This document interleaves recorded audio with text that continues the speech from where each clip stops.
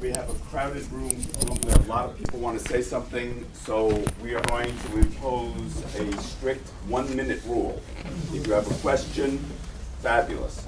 If you have a statement to make, keep it to 1 minute, and I will be enforcing that limit. And a bunch of people speak, and then you'll answer this. Right. Okay. Okay, I would like to make a statement that I think Robbie said that. We got. Okay. Robbie, I believe it was Robbie said that. I believe Robbie said that the important piece of evidence was the document 8, Exhibit 8, which was this green glass sketch done in the tombs. When I believe that the most important piece of evidence that was unearthed by Mike Perlin and you guys was a CIA document which, as if I recall properly, said, quote, "What is required of the Rosenbergs should they decide to cooperate is to enter into the psychological warfare campaign against the Soviet Union, primarily on the Jewish issue." That Julius, right? 10 seconds. And Julius Rosenberg is perfectly situated to lead such a movement. I think that's a really telling document. Okay. Thank you. Other questions? It's a real good document. Do you accept the book, the statements in the book by Alexander Feklisov of the KGB, that he was the control for your father, and that your father gave him a complete version of a U.S. anti-aircraft shell, and that he, Feklisov, journeyed to your parents' gravesite and put earth from his home in Russia on their graves? Why don't we take one more question and then you can deal. Yes. For Rob or Michael, how the fact that while your parents were idealistic and wanted peace and justice, all the values we held dear, their foreign policy was terrible, that they signed petitions and went on marches in support of Stalin's Soviet Union, which was a total abrogation of everything they believed, everything we believed in now. How do you reconcile the fact that that's a bad mark in their parents' careers? Okay, we got 3 questions. Let's take them seriatim. I think Richard Corey's comment about the CIA memo, which I think has been published in an anthology. For some of you who don't know it, it's very long and detailed. It's in 1953 when the International Clemency Campaign is hard at work. And some CIA analysts said, you know, if we could finally get them to confess, let's get them to join the psychological warfare fight, which was being orchestrated by a man named C.D. Jackson, a good friend of Eisenhower's, who's been very much developed by one of Jerry and my colleagues at John Jay, Blanche Cook, to have my parents come out and lead a public campaign telling Jews that the Soviet Union is anti-Semitic. That was going to be the way that they would earn their way back into the good graces of the U.S. Rob, you want to respond to either of the other two? Well, I just want to say I think it's a terrific document that you talked about. Okay, well, the last question. I'll go to the last one. You're going to do the last one, all right. The Feklisov, you know, some of the things Feklisov said I don't think are true.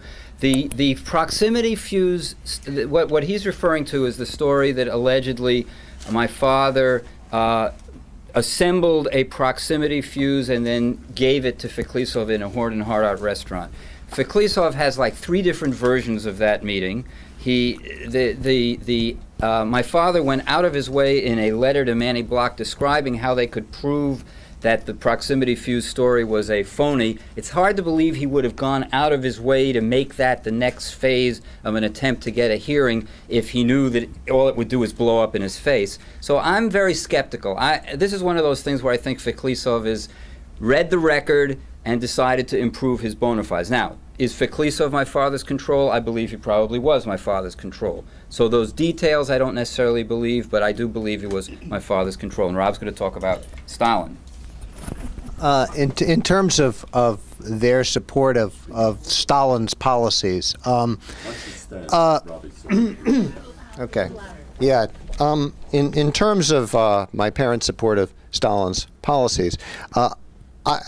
Being a small child then, I can't really testify that much about what the people felt politically, but I've had an awful lot of conversations with people in my parents' generation over the years, and I've also, yeah, and my belief is that, you know, Ethel and Julius looked out their window, and what they saw was poverty everywhere, and they saw that families were being thrown out of their houses for being unable to pay their rent. And then the night would come and teams of Communist Party workers would help them move back in. And then they'd go to a demonstration. And the cops would come through riding on their horses, beating people. And the next day the papers would read, the communists had a rally and rioted. And the New York City police restored order. So they looked out their window and they knew the communists were the heroes from their experience. And they looked out their window and they read their newspaper and they knew that the capitalist press lied. They knew that from their own experience. And then they extrapolated that to the Soviet Union. And that was their error. They thought, capitalist press is spreading all these lies about Stalin. We know the capitalist press lies, so Stalin must probably really be a good guy. The Soviet Union is creating a workers' paradise. So they made that, based upon their personal experience, they made a logical leap and transferred their support of the activities of Native American communists that were laudatory to supporting the policies of the Soviet Union. I think that was wrong. I think that was a mistake. But I think, in view of the times and their politics, it was not an unreasonable mistake. You know.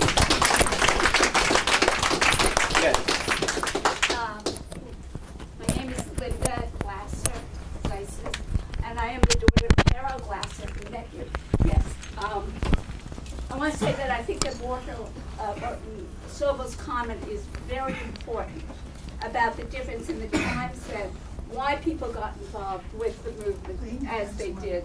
It's crucial to understanding what the government then did in history today. Have any of you gone to see Hoover's grave? Big surprise.